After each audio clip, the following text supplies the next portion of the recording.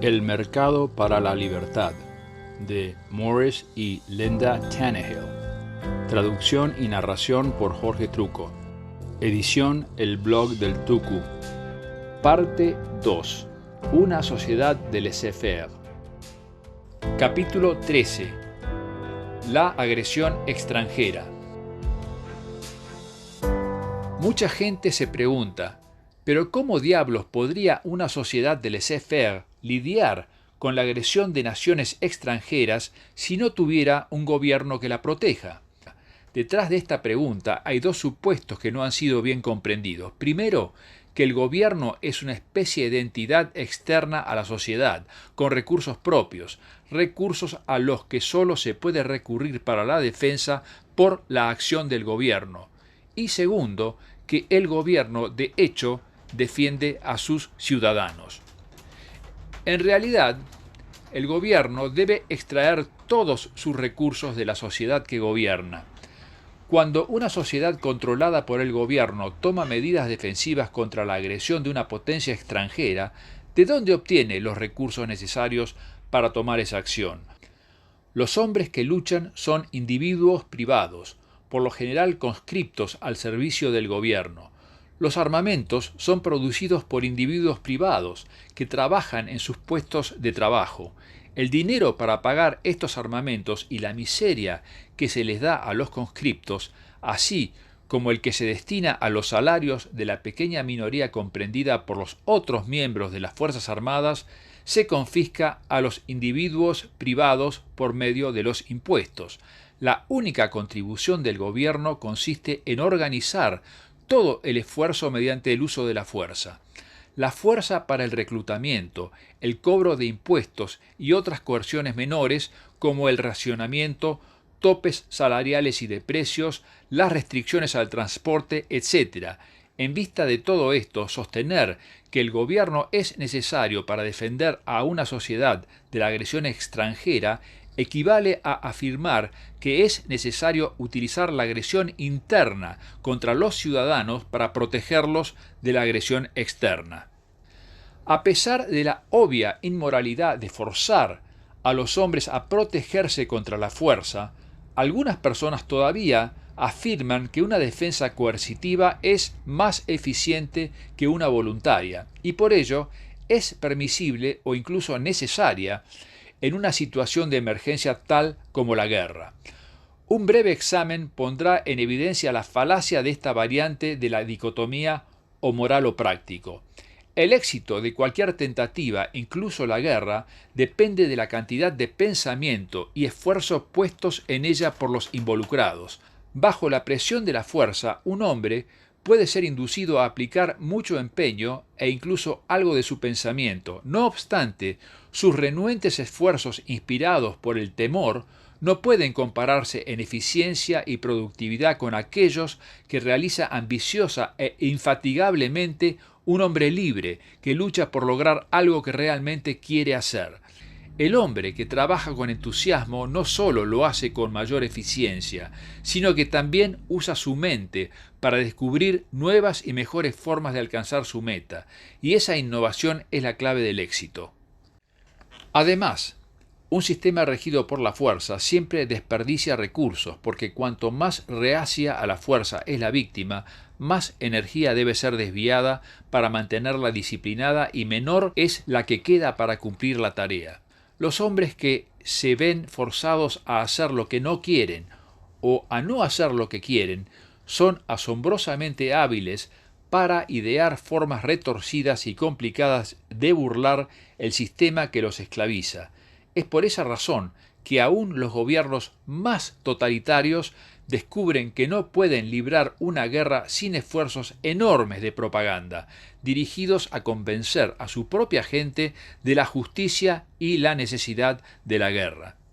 La libertad no solo es tan moral como inmoral es la esclavitud gubernamental, sino que es tan práctica como impráctico es el gobierno. Es una tontería suponer que los hombres no se organizarían para defenderse, y de manera muy efectiva, si no estuvieran forzados a hacerlo. No son tan ciegos como para no comprender el valor de la libertad, ni tan indiferentes a la vida como para no defender sus valores. Tampoco son tan estúpidos como para necesitar políticos, burócratas y generales del Pentágono que les digan cómo organizarse y qué hacer. Cuanto más libres son las personas, mayor es la eficiencia con que actúan. Siendo esto cierto, es de esperar que el sistema de defensa del libre mercado contra la agresión extranjera sea muy efectivo en contraste con el sistema gubernamental de tamaño, recursos y madurez comparables. La creencia que la sociedad no podría defenderse sin un gobierno también presupone que éste en realidad protege a la sociedad que gobierna. Ahora bien, cuando se advierte que el gobierno realmente no tiene nada excepto lo que toma de sus ciudadanos por la fuerza, se hace evidente que el gobierno no puede proteger a la gente porque no tiene los recursos para hacerlo. De hecho, sin los ciudadanos a quienes parasita, el gobierno ni siquiera podría protegerse a sí mismo. A lo largo de la historia se ha convencido a los pueblos de que debían someterse a la tiranía de sus gobiernos porque, como les era dicho, su gobierno era vitalmente necesario para protegerlos de las aún más terribles depredaciones de otros gobiernos. Y así, mediante esta propaganda, los gobiernos procedían a engatusar y a coaccionar a sus ciudadanos para que los protejan a ellos. Los gobiernos nunca defienden a sus ciudadanos. No pueden hacerlo. Lo que hacen es obligar a sus ciudadanos a que los defiendan, por lo general después de que sus políticas estúpidas e imperialistas han provocado o amenazado a otro gobierno hasta el punto de llegar a un conflicto armado. La protección gubernamental contra la agresión extranjera es un mito, y es triste decirlo, es un mito que la mayoría de la gente en realidad cree. El gobierno no puede defender a sus ciudadanos. Es a la vez una tontería y un sacrificio para estos proteger a un monopolio coercitivo que no solo los esclaviza, sino que hace una práctica de provocar conflictos con otros monopolios coercitivos, o sea, con otros gobiernos. En materia de agresión extranjera, el gobierno es lejos más un pasivo que un activo, y la gente estaría mucho mejor con un sistema de defensa del libre mercado. Los medios de defensa del libre mercado contra la agresión extranjera diferirían en alcance e intensidad, aunque no en principio, de los que utilizan en un libre mercado contra la agresión interna, como sería contra una banda de matones locales. En ambos casos, el principio involucrado es que cada hombre tiene a la vez la libertad y la responsabilidad de defender sus propios valores hasta el punto que él considere que está en su propio interés. Moralmente no se puede impedir a ningún hombre que se defienda a sí mismo y a sus valores, ni puede ser forzado a hacerlo cuando no lo desea.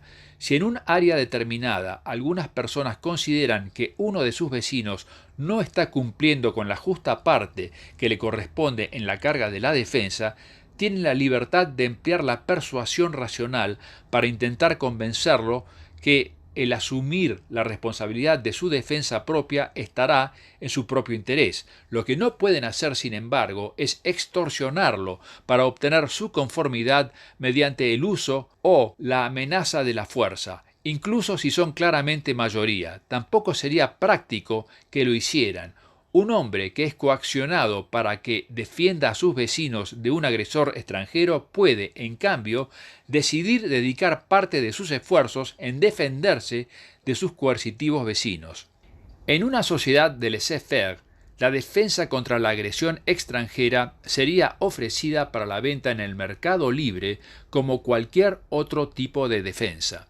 Debido a la estrecha relación natural entre las compañías de seguros y las agencias de defensa, probablemente sería más factible vender la defensa contra la agresión extranjera en forma de pólizas de seguro. Esto significa que las compañías de seguros venderían pólizas en las que acordarían proteger a sus asegurados de la agresión extranjera e indemnizarlos por las pérdidas resultantes de esa agresión. Por supuesto, el contrato quedaría nulo si el asegurado hubiese provocado el conflicto mediante sus propias acciones agresivas. las aseguradoras verían que todas las defensas necesarias para evitar las pérdidas fueran provistas y que se hiciera un trabajo de defensa muy eficiente, porque cualquier pérdida les costaría grandes sumas de dinero. Nota 1. Esta relación es muy similar a la que prevalecería en una sociedad de laissez-faire entre las compañías de seguros contra incendios y aquellas que se ocupasen de su extinción. Las primeras venderían pólizas contra incendios y, o bien mantendrían sus propias empresas de extinción de incendios, o adquirirían los servicios de compañías independientes para ofrecerlos a sus asegurados, o a cualquier otro que estuviera dispuesto a pagar una tarifa por dichos servicios cuando los utilizara.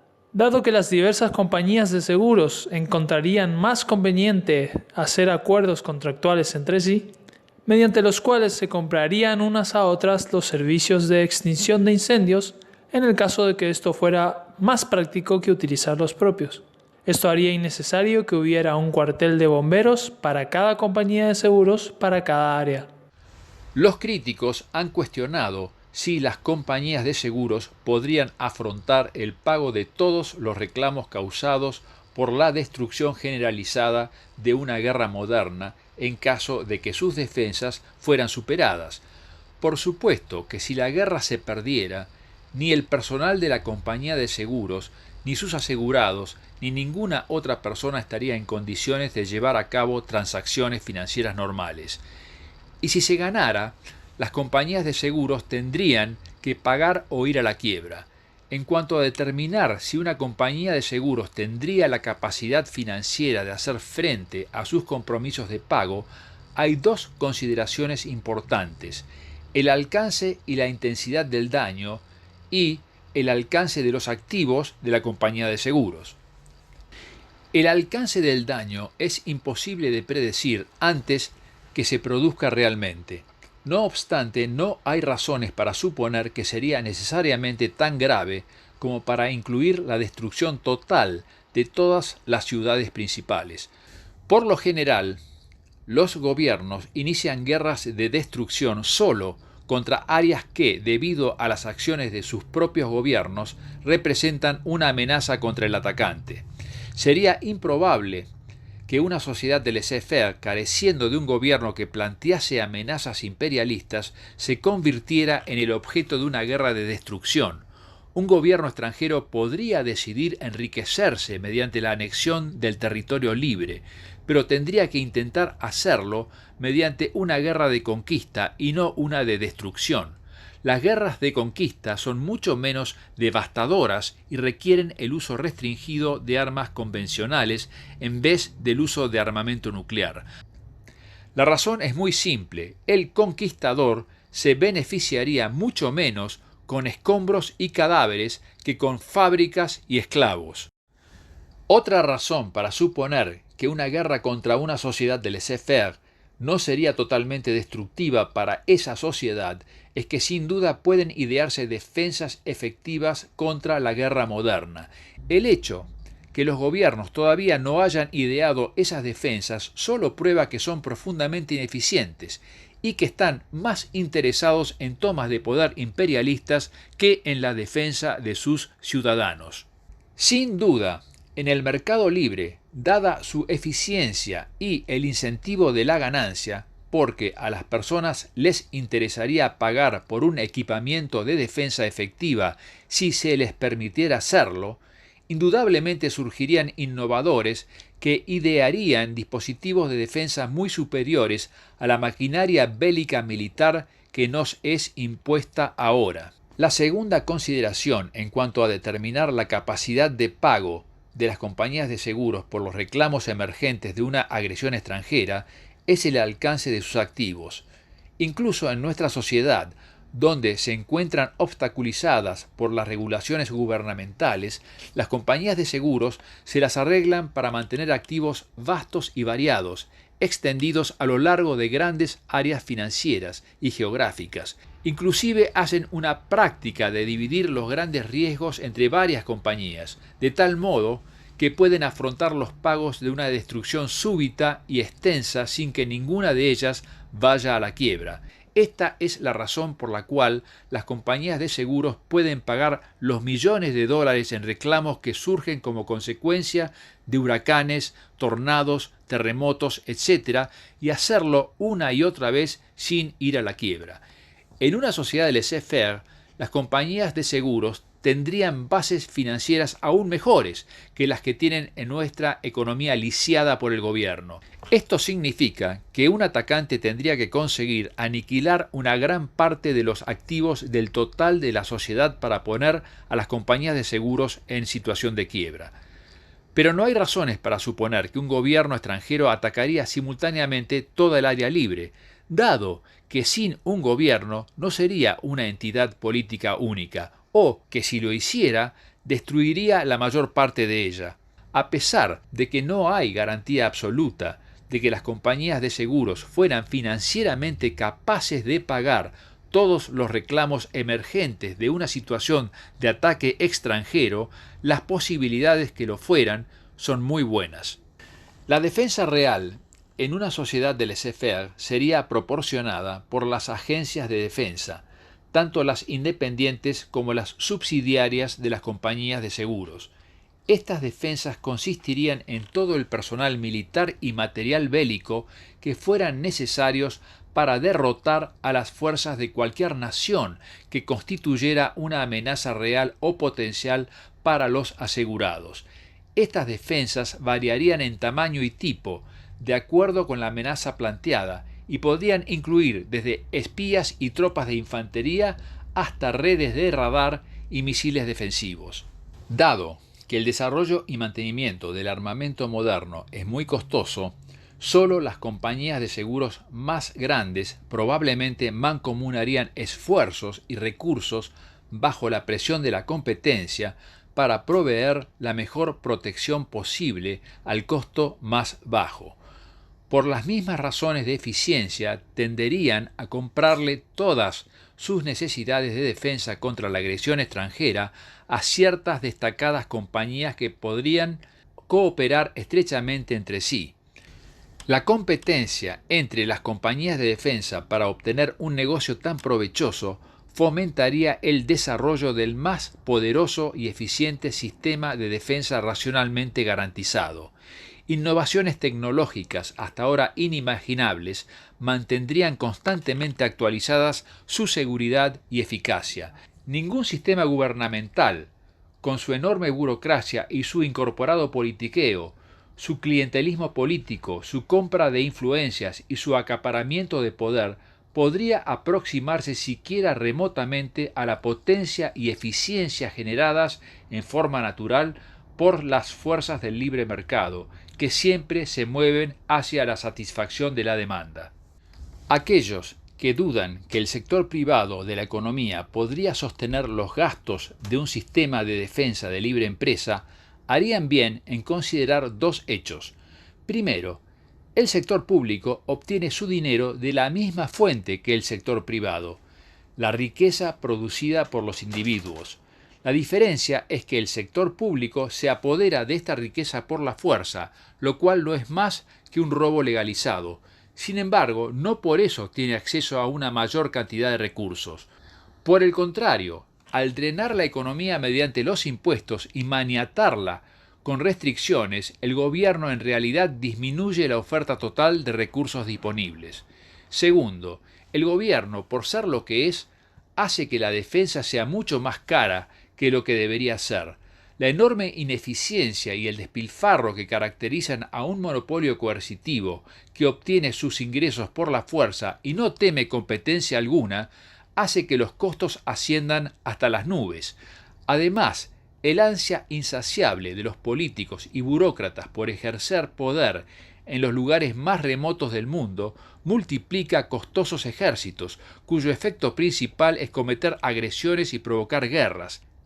La cuestión no es si el sector privado puede enfrentar el costo de defender a los individuos, sino de cuánto tiempo más los individuos pueden afrontar el costo temible y peligroso de la defensa coercitiva del gobierno, que en realidad es la defensa del gobierno para el gobierno por parte de los ciudadanos. En una sociedad de laissez-faire, La mayor parte del costo de defensa contra una agresión extranjera sería soportada originalmente por el comercio y la industria, porque los dueños de plantas industriales obviamente tendrían una mucho mayor inversión que defender que los dueños de pequeñas casas en los suburbios. Si existiera una amenaza real de agresión por una potencia extranjera, los hombres de negocios tendrían una fuerte motivación para asegurarse contra ella, por la misma razón que compran seguros contra incendios, aun cuando en el corto plazo podrían ahorrar dinero si no lo hicieran.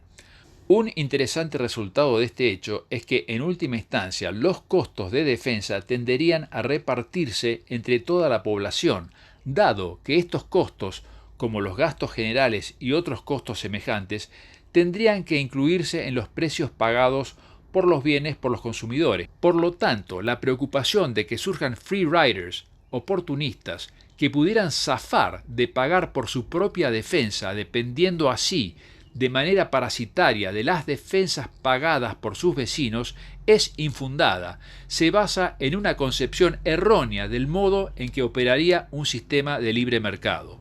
El rol del comercio y la industria como principales consumidores de seguros contra la agresión extranjera funcionaría como un factor unificador del área libre ante cualquier agresión. Por ejemplo, una fábrica de automóviles situada en Michigan bien podría tener una importante fuente de materias primas en Montana, una planta de autopartes en Ontario, una sucursal en California, depósitos en Texas y agencias de distribución a lo largo de todo Norteamérica. Cada una de estas instalaciones es en cierto grado importante para el departamento ejecutivo de la fábrica situada en Michigan, y por lo tanto querrá tenerlas defendidas en relación directa con la importancia de cada una. Sumemos a esto el interés de los propietarios y gerentes de todas estas instalaciones por sus propios negocios y por el de los otros negocios de los que ellos a su vez dependen, y surgirá una red vasta y múltiple de sistemas de defensa entrelazados.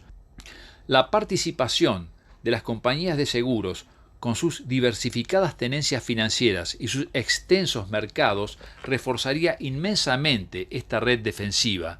Dicha red múltiple de sistemas de defensa entrelazados está muy lejos de la imagen común, aunque errónea, de ciudades pequeñas, comercios e individuos desprotegidos por el gobierno que van cayendo uno tras otro ante el avance de una horda enemiga. Sin embargo, es preciso señalar que una red de defensa semejante no obligaría a ningún individuo a contribuir con dinero o esfuerzos para una acción defensiva en la cual sus valores no estuvieran amenazados. Con el presente sistema gubernamental de defensa colectivista, dentro de fronteras arbitrarias, un californiano sería obligado a sacrificar sus valores y posiblemente su vida para defender al estado de Maine, aunque no tenga absolutamente ningún interés en el asunto. Al mismo tiempo, un hombre que reside en Quebec, unos pocos kilómetros más lejos, solo por el hecho de vivir al otro lado de un río determinado, tendría que permanecer ocioso a menos que su propio gobierno decidiera emprender alguna acción. Esto se debe a que la defensa que lleva a cabo el gobierno, como cualquier otro emprendimiento gubernamental, es y debe ser por su propia naturaleza colectivista. Bajo un sistema de defensa de libre mercado, cada hombre actuaría para defender sus propios valores hasta el punto en que deseara tenerlos defendidos, independientemente de qué fracción de propiedad inmueble él resulte estar ocupando. Ningún hombre estaría obligado a sacrificarse para defender el sistema colectivista de una banda coercitiva llamada gobierno. Un sistema de defensa de libre mercado también haría muy difícil para un atacante obtener una rendición. Así como en una sociedad de laissez-faire no habría un gobierno que pudiera iniciar una guerra, tampoco habría un gobierno que pueda capitular. Los defensores lucharían mientras y solo mientras lo creyeran de su propio interés. Ni siquiera las compañías de seguros ni las agencias de defensa podrían negociar una rendición, porque sus contratos únicamente obligarían a quienes los hubiesen firmado. Es interesante especular sobre lo que haría una nación agresora frente a una situación semejante. En un sistema de defensa de libre mercado, el tamaño de los ejércitos y los gastos para armamentos serían automáticamente regulados de acuerdo con las necesidades.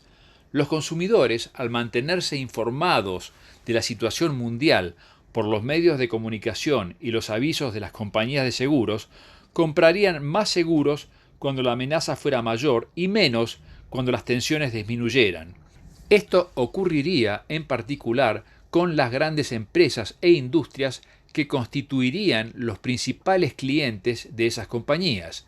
Estas serían muy previsoras en cuanto a su compra de seguros contra la agresión extranjera, así como deben ser previsoras en todas sus otras transacciones. Además, la competencia obligaría a mantener bajos los costos de defensa, de modo que todos los armamentos tendrían que ser dedicados a los usos defensivos necesarios o, de lo contrario, eliminados, porque no valdría la pena mantener armamento ocioso. Ningún ejército crecería más allá de lo que el mercado pudiese sostener, y éste no mantendría un ejército mayor de lo realmente necesario para la defensa, porque la fuerza es un gasto de energía improductivo. Esta capacidad de respuesta automática a la situación mundial en cuanto a las armas, con una incorporada limitación de armamentos, ofrecería varias ventajas importantes. Primero, evitaría el agotamiento económico por mantener en pie de guerra ejércitos mayores que lo necesario y, a su vez, permitiría el rápido incremento de las armas cuando hiciera falta. Segundo, pondría fin a las peligrosas irritaciones y provocaciones a naciones extranjeras que siempre inciden en el mantenimiento de ejércitos grandes e imperialistas en todo el mundo, y de este modo se eliminaría una de las principales fuentes de hostilidad y tensión. Tercero, se evitarían las diversas intromisiones, agresiones y escaramuzas que son el resultado de tratar de jugar a ser la policía del mundo y de regular los asuntos de todos en todas partes del globo. Y cuarto, garantizaría que una maquinaria militar demasiado grande nunca caiga en poder de un aspirante a dictador y sea usada en contra de las personas mismas de la sociedad del laissez-faire, una garantía que de ningún modo puede ofrecer Constitución alguna. Un sistema de defensa de libre mercado también pondría fin de manera permanente al peligro de que algún político descuidado o loco por el poder pueda apretar el botón y haga caer sobre los desventurados ciudadanos toda la violencia de represalia del otro lado. Una empresa de libre mercado no ganaría poder apretando el botón, perdería una tremenda cantidad de bienes. En consecuencia, cualquier acción militar realizada por las agencias de protección de libre mercado sería estrictamente defensiva y sólo emprendida cuando todos los otros medios de hacer frente a la amenaza hubiesen fallado. Y juntamente con todas estas ventajas, un sistema de defensa de libre mercado pondría fin de manera permanente a la inmoralidad manchada de sangre de la conscripción obligatoria. Las fuerzas de defensa profesionales y voluntarias del mercado serían muy superiores a los soldados conscriptos del gobierno. Los ejércitos de conscriptos son terriblemente caros de mantener, debido a la constante necesidad de entrenar a nuevos conscriptos para cubrir las plazas de esa gran y sensata mayoría que se va tan pronto termina su período. Además, los conscriptos son combatientes notablemente ineficaces y reacios si se los compara con los voluntarios, por razones obvias. Una vez más, es el enfoque moral lo que resulta práctico. Muchos profetas de la fatalidad han hecho oír sus voces clamando que no hay defensa contra la moderna guerra con misiles. De hecho, uno de los principales argumentos presentados a favor de un gobierno fuerte es el peligro de una guerra semejante. Se ha argumentado que solo manteniendo un gobierno fuerte podemos tener la esperanza de disuadir un ataque enemigo o de enfrentarlo con éxito si sobreviene.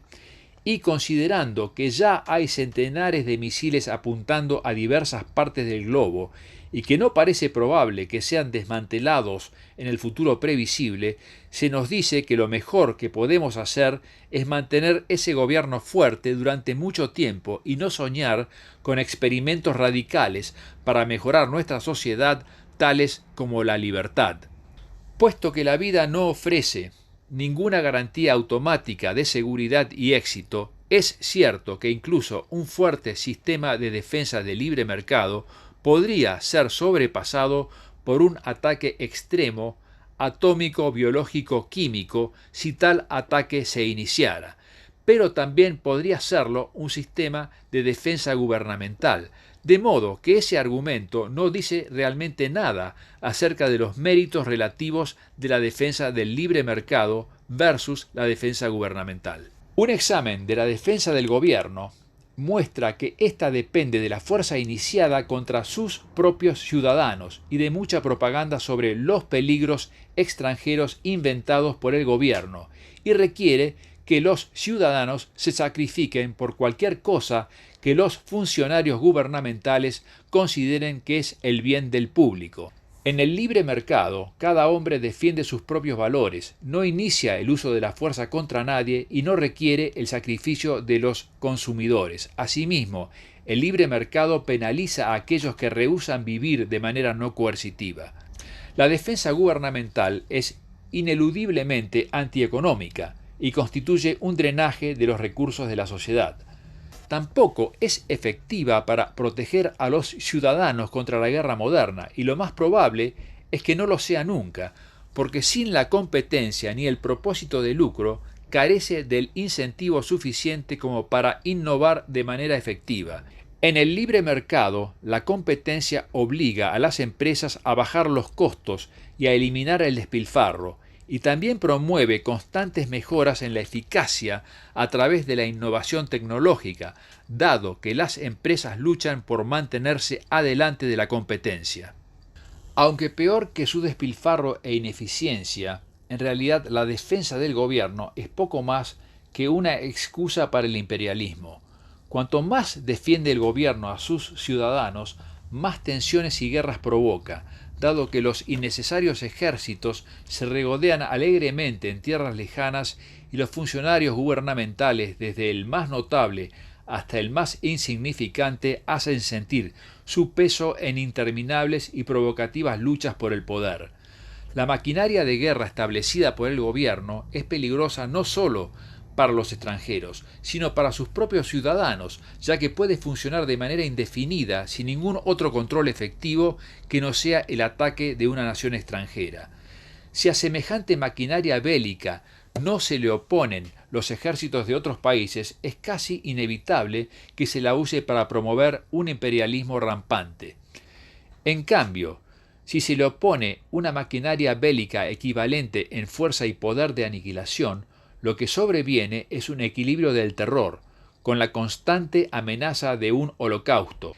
El empresariado, en un mercado libre, no puede apartar dinero para peligrosas locuras semejantes, simplemente porque gana clientes ofreciendo valores a hombres libres, en lugar de amenazar con la fuerza a súbditos desarmados. Los gobiernos no defienden en absoluto a sus súbditos ciudadanos.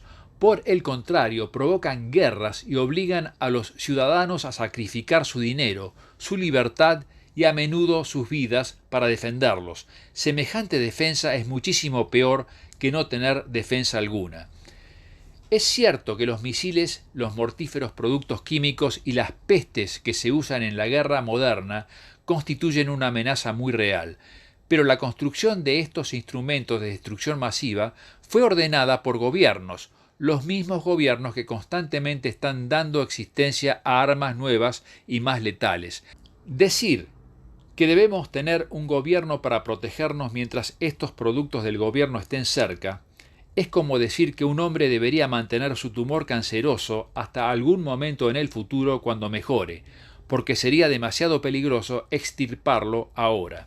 Si el colectivismo ha demostrado ser ineficiente, antieconómico y peligroso en áreas tales como el transporte y la medicina, sin duda el peor lugar donde tenerlo es en el área vital de la defensa contra la agresión extranjera. Las guerras y muchas otras formas menos destructivas de conflictos humanos son la consecuencia natural de la institucionalización de la violencia fabricada por el hombre en la forma de gobiernos.